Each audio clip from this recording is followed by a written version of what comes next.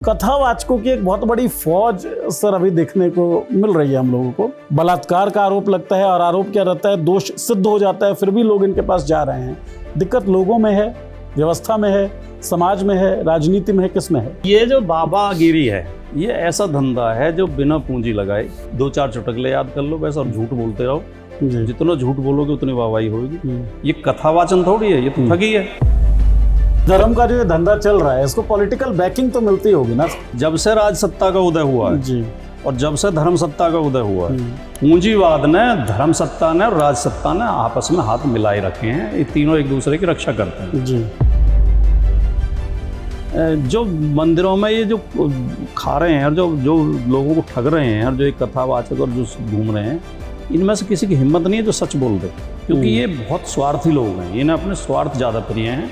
इन्हें सच से प्यार नहीं है और इन्हें मुक्ति से प्यार नहीं है। जनता को मुक्ति नहीं दिलाना चाहते। ये अपने झूठ को बढ़ा रहे हैं, झूठ का समर्थन कर रहे हैं अपने स्वार्थ के लिए। और हमारे जैसे लोग बोलने की हिम्मत करते हैं तो कहते हैं सनातन विरोधी है। सनातन का मतलब क्या? लोगों को शोषण करना है, ठगी करना है, झूठ बोलना है। धर्म को ठगी का जरिया मत बनाओ, धर्म को वैज्ञानिकता की तरफ ले जाने का जरिया बनाओ।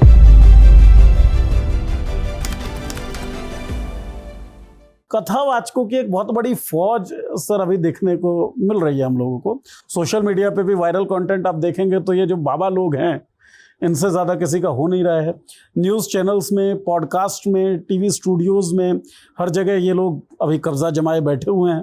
लोग सुन रहे हैं, देख रहे हैं। एक देश जो साइंटिफिक टेम्परामेंट को बढ़ाने की बात अपने संविधान में कर रहा था, आज़ादी के लगभग 75 सालों बाद इस स्थिति में कैसे पहुँचा है कि बाबाओं की फौज लगातार उमड़ रही है।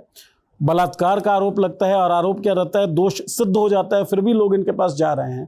दिक्कत लोगों में है, व्यवस्था में है, समाज में है, राजनीति में है, किस में है? एक बौद्धिक व्यक्ति ने मुझे, बुद्धिजीवी व्यक्ति ने एक बात सुनाई थी, वो मुझे याद है, वो बहुत अच्छी लगी मुझे जी। उन्होंने कहा कि जो कॉलेज में टॉपर होते हैं, कॉलेज यूनिवर्सिटी में जो 90% से ऊपर होते हैं, वो रिसर्च में जाते हैं, वैज्ञानिक बनते हैं, नए नए शोध करते हैं, नए आविष्कार करते हैं, लैब में जाते हैं। जो उनसे थोड़े नीचे रह जाते हैं, 80-70 के बीच के या 60 तक के, वो एग्ज़ाम पास करके यूपीएससी का वो आईएएस बन जाते हैं। फिर ये आईएएस उन्हें गवर्न करते हैं। उनकी फाइल इनके पास ही आती है, उनके फंड मंजूर करने के लिए, उनकी छुट्टी मंजूर करने के लिए वो इनकी खुशामद करते हैं कि सर, ये उन्हें सर कहना पड़ता है इनसे। जो इनसे भी कम होते हैं, जैसे तैसे पास हो जाते हैं, 3rd डिवीजन में, 2nd डिवीजन में, रस्टिकेट हो गए, पढ़ाई वो नेता बन जाते हैं। अच्छा, वो मंत्री, सारे आईएएस फिर उनके पैर छूते हैं। साहब आ गए। जो पास भी नहीं हो पाते, फेल हो जाते हैं, वो बाबा बन जाते हैं। फिर ये सारे रिसर्चर भी, आईएएस भी और नेता भी इन बाबाओं के पैर छूते हैं। और एक और क्वालिटी है, मतलब वो है, एक और श्रेणी है, जो जिन्होंने स्कूल का मुंह ही नहीं देखा, वो गुंडे बन जाते हैं तमंचा लेके। तो ये बाबा भी उन्हीं के चरणों में पड़े रहते हैं। ठीक है, मतलब स्कूल जाने में ही दोष है। समझे नहीं आप? ना समझ। तो ये जो बाबागिरी है जी, ये ऐसा धंधा है जो बिना पूंजी लगाए, कोई इन्वेस्टमेंट नहीं है, थोड़ा सा मैनेजमेंट है बस, मेहनत भी नहीं है, मेहनत कुछ नहीं है, मेहनत कुछ नहीं करनी, कोई दो चार चुटकुले याद कर लो बस और झूठ बोलते रहो। जितना झूठ बोलोगे उतनी वाहवाही होगी। और इसमें इतना धन है और इतना सम्मान है कि लोग पैरों में पड़े रहते हैं। और सारे बाबा जो है चार्टर्ड प्लेन में घूम रहे हैं। और कथा वाचन जो है, कथा कहना एक अच्छी एक वो है, विधा है जी। एक पॉजिटिव काम है, सकारात्मक काम है, खराब काम नहीं है। कथा का मतलब ये है कि जैसे मैंने शुरू में कहा कि हमारे रामायण महाभारत बहुत अच्छे ग्रंथ हैं जी, बहुत अच्छा साहित्य है। उसके अलावा भी और बहुत सी कथाएं हैं जी। और हमारा देश तो जो है कहानियों का देश रहा है। यहाँ तो हर घर में दादी नानी कहानी सुनाती हैं जी, तो उन सब में शिक्षा होती है। तो उन्हें बताना लोगों के बीच में बैठ के कि रामचंद्र जी ने कैसे, वो राज तिलक होने वाला था, उन्होंने राज छोड़ दिया पिता के कहने पे, फिर उसका अर्थ खोलना कि जो लोग ये ऐसा त्याग करते हैं कि उन्होंने पिता की आज्ञा को सिरोधार्य करके 14 साल वन में रहे, तो उन्हें एक ईश्वर का दर्जा प्राप्त हुआ, ये पुरुषोत्तम कहलाए। आज उनकी पूजा होती है। और जो लोग राज के लिए लड़ते हैं या हक के लिए लड़ते हैं, उन्हें कोई इतिहास याद नहीं रखता। ये कथावाचन है जी। अब कथावाचन के बीच में तुम बीच बीच में कहने लगो कि मेरी रावण से बात हुई रात, मैंने कहा हेलो डियर रावण और या मैंने हनुमान का नंबर मेरे पास है, या मैं पर्चा निकाल दूंगा कि तुम्हारी क्या इच्छा है ये बता दूंगा। जी। तो ये तो ठगी है। ये कथावाचन थोड़ी है, ये तो ठगी है। तो ये कथावाचक नहीं है, ये ठग हैं। जो अच्छे कथावाचक हैं वो अब भी अच्छी कथाएं कह रहे हैं। मुरारी बापू हैं, बढ़िया कथा कहते हैं, कोई पाखंड मैंने फैलाते हुए देखे नहीं। अच्छा, उनकी सभा में आप हर जाति हर धर्म के लोगों को भी देखेंगे। जो संत होगा, जो आदमी, जो इंसान भी होगा, संत तो छोड़ो आप, जो इंसान होगा वो ये भेदभाव करेगा ही नहीं जी कि इसका धर्म क्या है, इसकी जाति क्या है। वो आदमी की पीड़ा देखेगा, आदमी की योग्यता देखेगा, आदमी का चरित्र देखेगा, वो सबसे प्यार करेगा। और ये जो भेदभाव करते हैं वो एक हैं जिन्हें जगत गुरु कहते हैं लोग। जी। काहे के जगत गुरु यार, ये कौन सी डिग्री है? उनको संस्कृत आती है ना सर, तो आपको नहीं आती होगी? संस्कृत की भी बताऊंगा, संस्कृत की भी आप पूछना मुझसे अभी, इसके बाद बताऊंगा। तो वो अपनी कथा में कह रहे हैं कि ये जो पाठक, चौबे और ये त्रिगुणायत और दीक्षित, ये तो नीच ब्राह्मण होते हैं। मतलब दलित और पिछड़े तो छोड़ दो, ब्राह्मणों में भी नीच बता रहे हैं। फिर अपनी कथा में बीच में कहते हैं कि मरे मुलायम काशीराम, जोर से बोलो जय श्री राम। जिस आदमी के अंदर इतनी घृणा हो, इतनी राजनीति हो, तो आरक्षण के विरोध में बोलता है, मनुस्मृति को संविधान बनाना चाहता है, हिंदू राष्ट्र कायम करना चाहता, तो वो काहे का संत है? मैं तो नहीं मानता संत। अब जहाँ तक बात है संस्कृत की, हाँ, उन्होंने क्योंकि बोला ना कि संस्कृत जिसको नहीं आती वो विद्वान हो ही नहीं सकता। जनभाषा नहीं रही। एग्जैक्टली। संस्कृत बोलचाल की कोई भाषा नहीं कुलीनों की इस देश में आप एक परिवार ऐसा नहीं, मुझे ढूंढ के बता दो कोई जिसमें संस्कृत बोली जाती है। कुलीनों की भी नहीं। जब तुलसीदास जी ने रामचरितमानस लिखी तो ब्राह्मणों ने उनका बहिष्कार कर दिया था, पता आपको? ब्राह्मणों ने कहा कि ब्राह्मण है ही नहीं, ये तो गुसाई है, इसलिए लिख नहीं सकता। नहीं, पहले तो ब्राह्मणों ने कहा कि तुम इसे राम कथा को अवधि में मत लिखो, इसे तो सब पढ़ लेंगे, सब समझ लेंगे। फिर संस्कृत में है तो हमसे पूछते हैं लोग आके कि पंडित जी बताओ क्या लिखा हुआ है इसमें। हाँ। तो हमारी जो मर्जी हम बता देते हैं। ठीक बात है। पहली बात तो संस्कृत कोई पढ़ता नहीं, और पढ़ता भी तो इन्होंने पाबंदी लगा रखी थी कि ब्राह्मण के अलावा किसी को संस्कृत पढ़ने नहीं देंगे। जी। तो तुलसीदास जब नहीं माने, उन्होंने लिखनी जारी रखी, तो उन्होंने इसका बहिष्कार कर दिया था इनका, तुलसीदास जी का। और तुलसीदास को मंदिर में नहीं घुसने देते थे। तुलसीदास भीख मांग कर खाते थे, गुजारा करते थे, और रात को मस्जिद में सोते थे। तो तुलसीदास ने फिर एक छंद लिखा गुस्से में कि धूत कहो, अवधूत कहो, रजपूत कहो, जुल्हा कहो कोई, काहू की बेटी से बेटा न ब्याहब, काहू की जात बिगारू न सोई, तुलसी सरनाम गुलाम है राम का, चाको रुचै सो कहे वो सोई, जी। और मांग के खाइबो मसीत को सोईबो, लेबे गो एक न देबे गो दोई। मांग के खाता हूँ, मस्जिद में सोता हूँ, चाहे तुम मुझे राजपूत बताओ, चाहे जुलाहा बताओ, चाहे कुछ बताओ, किसी की बेटी से मुझे अपना बेटा थोड़ी ब्याहना है। हाँ, जिसकी जो मर्जी कहते रहो। हाँ, मैं अपने धुन में तो ब्राह्मण इसी बात पर नाराज थे कि तुम इसे जनभाषा में क्यों लिख रहे हो, ये तो सबकी समझ में आ जाएगी, राज खुल जाएगा। अब जो ये लोग ये कहते हैं कि संस्कृत में ज्ञान बहुत है, ज्ञान भी नहीं है, काल्पनिक बातें हैं। बताओ संस्कृत ने कौन से हमारी समस्या का समाधान किया है? संस्कृत ने चेचक की दवाई खोजी, कि उसकी पोलियो की खोजी, कि बुखार की खोजी, कि हवाई जहाज बनाया, कि रेडियो बनाई, कि टीवी बनाया, कि कोई व्हाट्सएप, कोई आविष्कार साइंस के फील्ड में, मेडिकल के फील्ड में, एक्स कहीं संस्कृत में लिखे हुए हैं। एक मूर्खतापूर्ण बात कहते हैं, जर्मन वाले हमारे वेद ले गए थे चुरा के, उनमें से उन्होंने आविष्कार कर लिए। हाँ। तो तुम इतने बुद्धू थे कि तुम अपने वेदों में से आविष्कार कर नहीं पाए, जर्मन वालों ने कर लिए। ठीक बात है। तो इस तरह के उदाहरणों से तो देश भरा पड़ा है कहानियों मेरी ये से। बात कई लोगों को बहुत ज़्यादा कड़वी लगेगी, लेकिन नहीं कहें तो क्या करें फिर, कि ज्ञान कुछ नहीं है। साहित्य अच्छा है संस्कृत में, कालिदास जी के अच्छे वो हैं, नाटक हैं, अच्छी कविताएं हैं, अभिज्ञान शाकुंतलम और ये सब हैं, और बहुत कवियों की, भवभूति की है जी, बहुत कवियों की हैं। तो हम ये डिनाई नहीं करते कि संस्कृत में कुछ भी नहीं है। संस्कृत में हमारा पुराना इतिहास भी है, वेद हैं, तो वेद लगभग एक डायरी जैसे, डायरी के पन्ने हैं वेद। कि ये हुआ ये हुआ ये हुआ, या तो वेद में वो हैं ईश्वर के प्रति प्रार्थनाएं हैं, प्रार्थना या नेचर जो की बात ऋचाएं है, हैं प्रकृति उसकी है। वेद की, जी और या उसमें उस समय के माहौल का वर्णन है। जी तो जो उस समय के माहौल का वर्णन, उससे हमें काफ़ी अंदाज़ा लग जाता है, जो कि इधर के जो है हमारे अरब में जो जिंद अवेस्ता लिखा गया था, जी, अवेस्ता में भी लगभग वही वर्णन है जो वेदों में है। जो वेदों में, कुछ वर्णन उनके मिलते जुलते हैं। तो ये भी पता चलता है कि दो किताबों में कोई चीज़ मिल जाए तो इसका मतलब प्रामाणिक है। राइट, ठीक है नहीं, एक ही कालखंड की दो किताबें हैं, दोनों एक सी बात कर रही हैं, तो ये प्रामाणिक बात तो ये, लेकिन ज्ञान जो कहते हैं, ये कहते हैं कि भाई वो कोई ऐसी चीज़ नहीं, काल्पनिक बात है, काल्पनिक बना लिया स्टोरी। देखिए धर्म और विज्ञान का मैं समीक्षा करता हूँ, ये मेरी खुद की एक रुचि का विषय है आपका। नहीं, कल्पना की हुई एक स्टोरी है, वो जी। मैं सुनाता हूँ अक्सर जी जब धर्म और विज्ञान की मुझे तुलना करनी होती है जी कि धर्म और विज्ञान किस तरह काम करते हैं, कि किस तरह इनमें वो है अंतर है। कि एक बंद कमरा है, बिल्कुल अंधेरा, उसमें कोई रोशनी नहीं है, उसमें एक आदमी घुसा और उसके सिर से कोई वस्तु बहुत तेज़ी से आगे टकराई। अब वो दौड़ के बाहर आए। अब बाहर एक तरफ 4 वैज्ञानिक बैठे हैं, एक तरफ 4 धर्मगुरु बैठे हैं। अब आप उन 4 धर्मगुरुओं से बताएंगे, पूछेंगे जी ये क्या है, तो चारों 4 कहानी सुना देंगे। राइट, उनकी काल्पनिक कहानी होगी।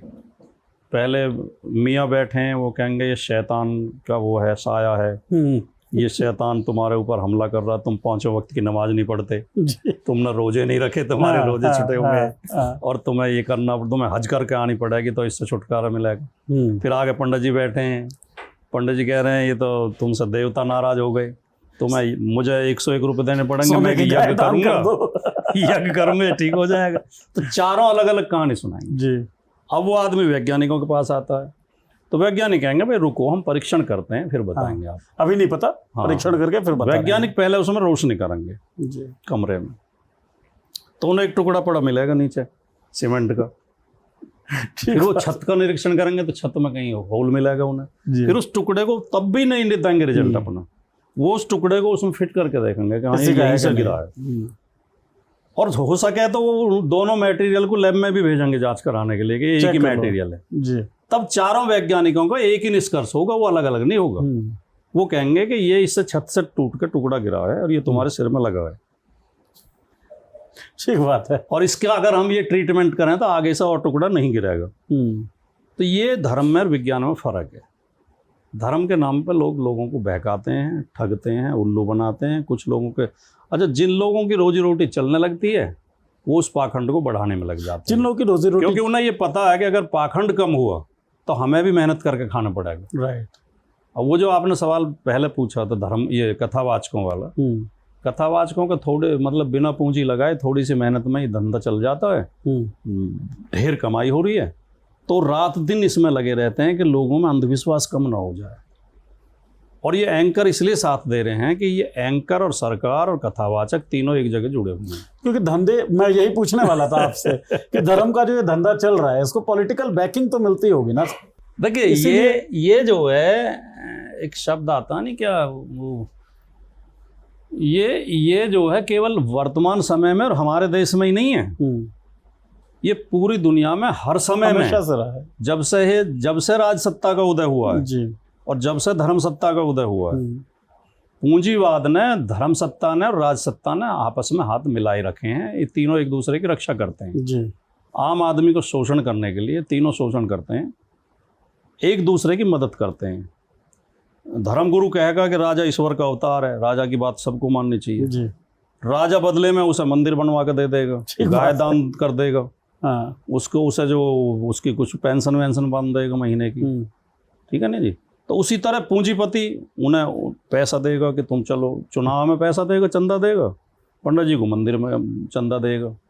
तो तीनों आपस में हाथ मिलाए रहते हैं, गठजोड़ है। और ये एक तरीके से जो है षड्यंत्र में शामिल रहते हैं। आपस में कान में बात कर लेंगे कि देखो ये ऐसे उल्लू बनाना इनको, अगर इनको असलियत पता लग गई नहीं तो ये कल को हक मांगने आ जाएंगे। तो वो जो गरीब किसान आदमी 20-20 घंटे मेहनत कर रहा अपने खेत में, पसीना बहा रहा अपनी पत्नी के साथ, अपने बेटे के साथ, और रात को भूखा सोता है, तो उसकी ये सवाल पूछने की हिम्मत नहीं होती कि यार मैं तो 20 घंटे काम करता हूँ और ये पड़ोस में पंडित जी मज़े ले रहे हैं, कुछ करते ही नहीं है, और ये देसी घी का हलवा खा रहे हैं रोज़। वो कहता बेटा तैने पिछले जन्म में खराब कर्म करे थे, तुझे इसमें फल मिल रहा, अब तू जितने कष्ट भोगेगा इनका फल तुझे अगले जन्म में मिलेगा। हाँ, तो वो आदमी विश्वास में बैठा रहता, वो कभी आवाज़ नहीं उठाता। शोषण का एक साइकिल बना अगर दिया मैंने गया है। आवाज़ उठा दी, इनके खिलाफ बोल दिया, तो मैं अगले जन्म में भी यही भोगूंगा। कम से कम अब चुप रहूं मैं तो अगले जन्म तो मेरा सुधर जाएगा। तो ये सब झूठी कहानी है। तो मानसिक साइकिल आपने ऐसा क्रिएट कर लिया है कि स्टेटस क्यू ये बना रहेगा। अच्छा, एक चीज़ बताइए सर कि क्या आपने ये बात बिल्कुल वाज़ेह बोली कि कोई आज की बात नहीं है और हमारे देश की बात नहीं है, हमेशा से हर जगह चलती है, लेकिन इंटेंसिफिकेशन होता है, कई चीज़ों का दर जो है वो बढ़ जाता है। नहीं, कुछ इसमें नहीं मैं आप आपके सवाल से जोड़ के मैं कहना चाहूँगा, इसमें एक थोड़ा फर्क भी है। बाबा साहब एक जुमला बोलते थे अक्सर कि हमारे देश में कोई वोल्टेयर पैदा नहीं हुआ और पैदा होने की संभावना भी नहीं है। वोल्टेयर फ्रांस का पादरी था जी, मतलब पादरी का बेटा था, चर्च में पैदा हुआ था। उसके पिता जो है पादरी थे चर्च के, और फ्रांस में यूरोप में उस समय चर्च का ही शासन था, चर्च से शासन चलता था। वोल्टेयर को ये चीज़ें ठीक नहीं लगी। वोल्टेयर ने अपने चर्च के खिलाफ बोलना शुरू किया, जबकि वोल्टेयर को गद्दी मिलती, वो वोल्टेयर की भी पूजा होती, वोल्टेयर भी हराम की खाता बिना कमाए, लेकिन वोल्टेयर ने विचार देने शुरू किए। लोग वोल्टेयर के खिलाफ हो गए, उस पर हमले हुए। वोल्टेयर के विचारों से ही फ्रांस में क्रांति आई। क्रांति की जो फ्रांस की जो वो है, जो सामाजिक क्रांति है और जो पुनरुत्थान जो युग कहते हैं, जैसे पुनर्जागरण काल जो है वो फ्रांस से शुरू हुआ और पूरे यूरोप में फैला जी। और यूरोप बहुत जल्दी इस सब मुक्त हो गया, धार्मिक गुलामी से और चर्च की गुलामी से मुक्त हो गए। और वो किया पादरी के लड़के के वजह से हुआ। हाँ, उसने विचार दिए, फिर और भी विचारक हुए, फिर आगे बढ़ता रहा। फाउंडेशन उसने ले किया। भारत में बाबा साहब इससे कहते थे कि भारत में कोई वोल्टेयर पैदा नहीं। जो मंदिरों में ये जो खा रहे हैं और जो लोगों को ठग रहे हैं और जो एक कथावाचक और जो घूम रहे हैं, इनमें से किसी की हिम्मत नहीं है जो सच बोल दे, क्योंकि ये बहुत स्वार्थी लोग हैं। इन्हें अपने स्वार्थ ज़्यादा प्रिय हैं, इन्हें सच से प्यार नहीं है और इन्हें मुक्ति से प्यार नहीं है। जनता को मुक्ति नहीं दिलाना चाहते, ये अपने झूठ को बढ़ा रहे हैं, झूठ का समर्थन कर रहे हैं अपने स्वार्थ के लिए। इसलिए बाबा साहब कहते थे कि भारत में कोई वोल्टेयर पैदा नहीं। भारत के पहले राष्ट्रपति डॉक्टर राजेंद्र प्रसाद काशी गए थे और काशी में उन्होंने 101 ब्राह्मणों के पैर धोए थे। ये घटना सुनी है आपने जी। तो उनमें एक ब्राह्मण ग्रेजुएशन करके आया था, ग्रेजुएट था वो, और नया लड़का था, ये नौजवान। उसने मना कर दी कि नहीं, ये भारत के संविधान का अपमान है, मैं राष्ट्रपति से पैर नहीं धुलवाऊंगा। तो लोहिया जी ने इस पर लिखा कि एक ब्राह्मण के अंदर तो आत्मा जगी, कम से कम एक ब्राह्मण तो सच बोल पाया, उसकी आत्मा ने उसे कचोटा, तो कम से कम उसने हिम्मत तो करी कि मैं नहीं धुलवाऊंगा। ये बहुत एक संविधान का अपमान था, नहीं है? एग्जैक्टली। देश का राष्ट्रपति ब्राह्मणों से ब्राह्मणों के पैर धो रहा हुआ, तो ये देश के संविधान का अपमान था। राष्ट्रपति सर्वोच्च है जी। तो ये है स्थिति। मतलब हम में यूरोप में थोड़ा सा ये फर्क है कि उन्होंने वो संभल गए समय रहते, इसलिए वो तरक्की कर गए। उनके दुख दर्द आज कम है, दुख दर्द तो उनके भी होंगे, शोषण तो थोड़ा बहुत उनका भी होगा, भेदभाव तो थोड़े बहुत उनके यहाँ भी होंगे, लेकिन बहुत नाम मात्र के हैं जी। हमारे यहाँ।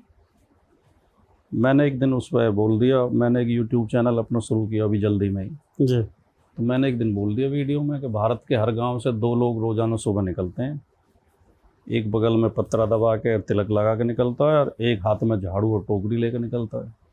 वो मेहनत करता है, हमारे रास्ते साफ करता है, हमारे लिए जो गंदगी उठाता है। और ये आदमी लोगों को जो भी झूठ सच बोल के अपना दक्षिणा वक्षिणा लेकर आता है।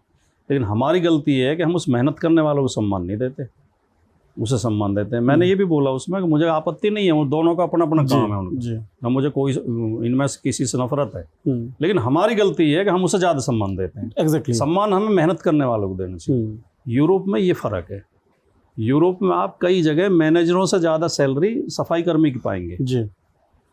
रेस्टोरेंट के मैनेजर की कम सैलरी है, बेरा की ज़्यादा, वेटर की। वहाँ श्रम का सम्मान है और डिग्निटी ऑफ लेबर, उनके जैसा ही जीवन जीते हैं। वहाँ ये भेदभाव नहीं है कि एक भाई सफाई कर्मी है, एक भाई जो मैनेजर है, एक भाई डॉक्टर है, एक भाई इंजीनियर है, कोई फर्क नहीं है। हमारे यहाँ पूरी जाति को ही आप ये कहते हैं कि नहीं सफाई तुम्हें ही करनी पड़ेगी, नाले में उतरना तुमको है, नाले में सीवर वही में। उतरेंगे।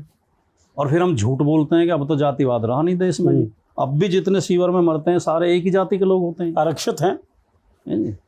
तो ये गलत है नहीं हमारा, ये जो रूढ़िवाद, जो सड़ी हुई परंपरा है हमारी, सड़ी हुआ समाज है, इसे हम बदलने की हिम्मत क्यों नहीं कर पा रहे जी।